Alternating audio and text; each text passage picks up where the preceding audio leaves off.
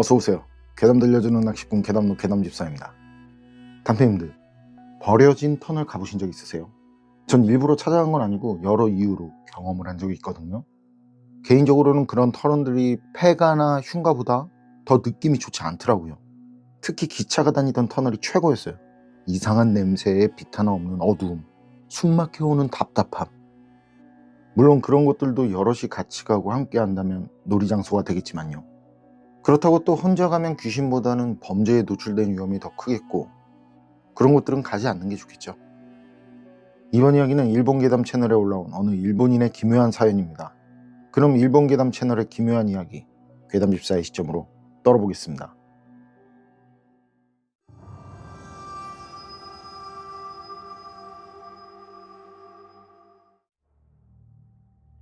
제가 소름 돋는 오싹한 얘기 하나 해드릴게요. 이건 대학 때 동아리 친구였던 사토시가 해준 말인데요. 사토시 성격이나 얘기하는 분위기로 봐서는 진짜 사실인 것 같단 말이죠. 얘기는 사토시가 초등학교 4학년 때 경험한 일이라고 그래요. 사토시는 어린 시절 서울 외곽에 있는 이바라키현에서도 아주 외진 곳에 있는 작은 시골 마을에 살았거든요. 마을이 원체 작아서 그 주변에서도 마을 이름을 대면 거기가 어디야 할 정도로 그런 깡촌이었다네요. 그렇다 보니 학교를 가려면요, 산을 넘기 위해 뚫어놓은 길이 30m 정도 되는 터널을 통과해야 했대요. 그 터널은 무슨 괴담이 있다든지 사고가 있었다든지 그런 얘기가 없었는데도 어쩐지 무서웠고, 입구 안내판은 녹슬어 있고 조명도 어두워서 으스스한 곳이었다고 그래요. 그런데 근방엔 같은 학교를 다니는 아이가 없어서요, 사토시는 늘 혼자서 그 터널을 지나다닐 수밖에 없었던 거죠. 그래서 사토시는 두려움을 이기려고 큰 소리로 노래를 부르면서 달려서 지나간다든지, 그것도 무서울 때면 차가 지나가기를 기다렸다가 차와 함께 나란히 달리면서 지나간다든지 했던 거죠. 그러던 어느 날, 그날은 학교 일을 돕다가 학교 시간이 오후 5시가 넘어가고 말았대요. 게다가 12월, 밖은 이미 어두워지기 시작했고 말이죠. 사토시는 그때부터 그 터널을 생각하니까 이게 집으로 돌아가는 길이 무섭고 우울하기까지 하더라는 거죠.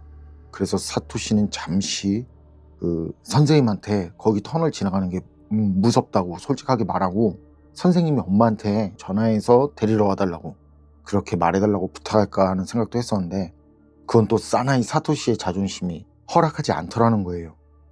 그래서 사토시는 용기 내서 혼자서 귀가하기로 결심.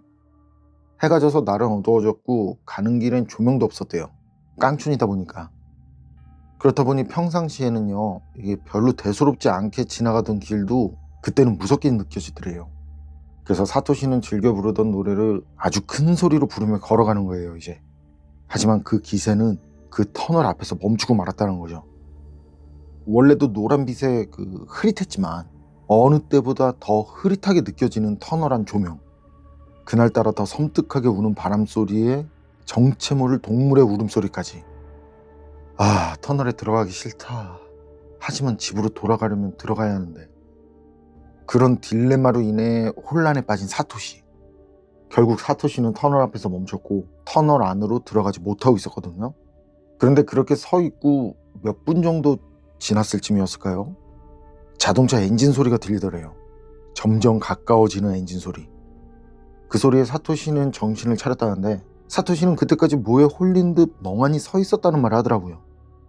어쨌든 잠시 뒤 등 뒤에서 다가오는 빛이 느껴졌고, 그 느낌에 안도감이 들더라는 거죠. 그리고 차와 나란히 달려서 터널을 빠져나가자는 그런 광대한 계획을 하고 차가 오면 같이 달리려고 뛸 준비를 하던 그때, 뒤에서 괜찮냐라고 물어오는 말. 그 소리에 놀라서 뒤를 돌아보니까요, 차가 언제 왔는지 바로 사토시 뒤에 서 있었고요, 차 창으로 사람이 머리를 내밀고 있더래요. 그리고 자동차 전조등 때문에 얼굴이 보이지 않잖아요. 그래서 들리는 그 목소리로 여자라는 걸 알았다고 하더라고요. 여자는 사토시한테 차에 타겠냐고 그러더래요. 집까지 태워주겠다고. 당시 어린 사토시는 학교에서나 부모님한테 모르는 사람 차에는 타지 말라고 귀에 못이 박힐 정도로 들었지만요, 일단 그때 그 터널을 지나야 한다는 그런 무서운 상황에서 벗어나고 싶다는 생각만 들더라는 거예요. 그래서 냉정하지도 못했고 생각도 없이 태워달라고, 여자한테 태워달라고 그랬고 말이죠. 사토시는 제게 말할 때 그게 되돌아 생각하면 그 여자가 자기 주소나 이름조차 모를 텐데 갑자기 집으로 데려다 준다는 말, 이게 말이 되는 거냐면서. 냉정히 생각해보면 방금 그게 이상하다는 걸 알았을 텐데 그런 말을 하더라고요. 어쨌든 사토시는 그 여자가 그럼 빨리 타라는 말에 서둘러서 차에 올라탔대요. 아주 고맙고 기쁜 맘에 말이죠. 근데 차에 타니까 좀 이상한 냄새가 나더라는 거예요. 그때까지는 어디에서도 맡아보지 못한 냄새. 그런데 얼마 지나지 않아서 나중에 알게 된 냄새. 그래도 정신적으로 지쳐있던 터라 차 안이 엄청 안락하게 느껴지더래요. 그리고 차가 출발했을 때 사토시는 여자한테 이 길 쭉 따라가면 이제 사토시 집이 나온다고 말을 했거든요. 근데 무슨 이유에서인지 여자는요, 사토시가 말을 해도 아무 말도 하지 않더라는 거예요. 그러면서 조용히 키득키득 웃는 소리가 들리고 말이죠.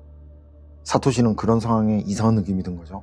그리고 그때부터 별별 생각이 다 드는 거예요. 이게 뭐지? 이거 뭐지? 하면서. 그런 와중에도 여자는 혼자 키득키득거리고, 그때 온몸에 식은땀이 줄줄 흘러내리는 게 느껴지더래요. 그래서 내리겠다고, 여자한테 소리치듯 내리겠다고 말한 거예요, 사토시가. 그랬더니 그제야 여자가 사람이 알아들을 듯한 말을 하는데, 그게 무슨 의미인지는 모르겠지만요, 아이라는 말을 날카롭지만 작은 목소리로 아주 빠르게 반복해서 말을 하더라는 거죠. 그러면서 자전거 정도 속도로 달리던 차는 그때부터 속도를 급속히 올리기 시작했고요. 사토시는 무슨 수를 써서라도 도망쳐야 한다고, 지금 도망치지 않으면 죽는다고 본능이 알려주는 듯한 그런 느낌이 나더래요.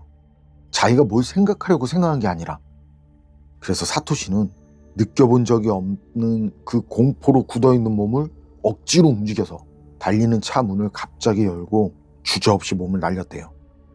그리고 바로 온몸에 극심한 통증이 느껴졌고, 그런 통증을 느끼면서 차 쪽을 쳐다보니까 말이죠, 차는 찢어질 듯한 날카로운 여자 목소리가 울리면서요, 그대로 가드레일을 뚫고 낭떠러지로 떨어졌다고 하더라고요.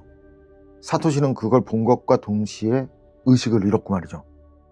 그리고 그 뒤 눈을 뜬 건 병원이었대요. 뒤에 가족들에게 들은 바에 의하면 사토시가 노상에 쓰러져 있던 걸 지나가던 차가 발견했다고. 그리고 가족들은 뺑소니 사건이라고 판단하고 신고를 했다고. 사토시는 심한 골절상을 입은 상태라 그 뒤로도 얼마간 학교에도 못 가고 입원해 있었는데요.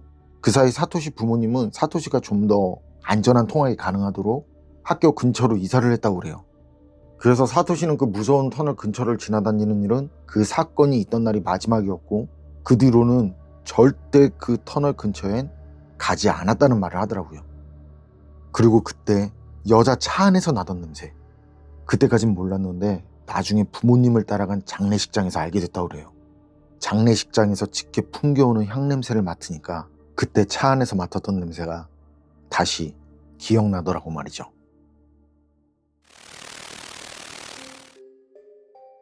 일본 괴담 채널에 올라온 이야기는 여기까지인데요. 원래 무슨 일이 생기려거나 뭔가에 당하려면 그게 또 이상하게 그렇게 되잖아요. 분명 사토시도 모르는 사람 차에 타면 안 된다는 걸 알았지만 자신도 모르게 그 차에 올라탄 것처럼 말이죠. 이번 사연 참 교훈적인 사연이었어요. 모르는 사람이 태워준다고 하면 절대 안 타는 걸로. 괴담록 오늘 이야기는 여기까지입니다. 그럼 전 다음에 또 다른 사연으로 찾아뵙겠습니다. 늘 건강하시고 평온하세요. 함께 해주셔서 고맙습니다.